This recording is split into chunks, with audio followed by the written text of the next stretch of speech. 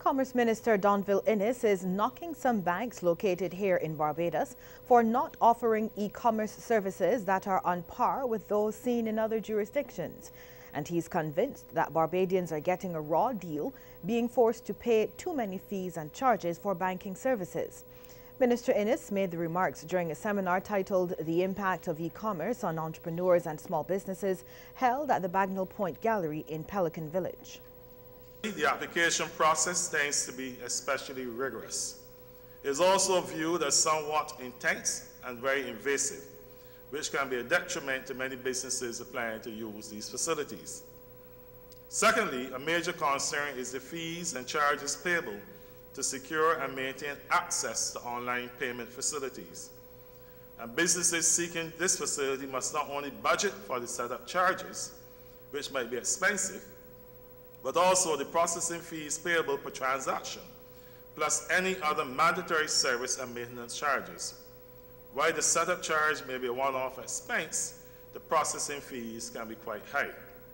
And with more Barbadians now conducting business online, the Commerce Minister believes local businesses should demand a better e-commerce service from their banking partners. Imagine that the pressure will get greater. Therefore, it's extremely necessary that our banking facilities and our commercial enterprises in Barbados do find ways in which we can make electronic transactions more user-friendly and more cost-effective and beneficial to all involved. Well, the head of the Barbados Association of Tampa Bay in Florida in the United States wants to see more Barbadian businesses getting greater exposure internationally for their products and services. President of the 6-year-old organization, Henderson Griffith, says their annual gala attracts the largest number of Barbadians in the diaspora, and this year's event will be on June 13th, and it will be no different. I've spoken to many of the small businesses here about doing things to promote Barbados products, to promote Barbados artists, to promote Barbados craft.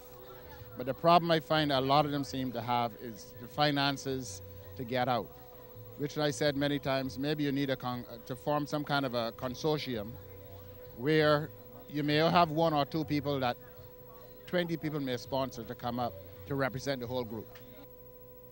He says the association, which makes annual donations to the Cancer Society and Queen Elizabeth Hospital, is keen to play its part. I would love to have Barbados products on the table the night of our gala, but I need support from them back here to give me those type of products to put on the table so people can taste them. They can have a booth at the gala, the night of the gala. They can have a booth for the whole weekend for that matter, and they can promote their products. But it's going to take that kind of thinking outside the box, how we can do this and how we can satisfy the international market. We know there are things we got to do in the international market, like for instance your markings have got to be very clear and different. You know, you have to list the ingredients in the products. You know, a lot of it come on the FDA rules and regulations. So we got to make sure all that happens. Here's a look now at how the stocks traded today in Barbados and across the region.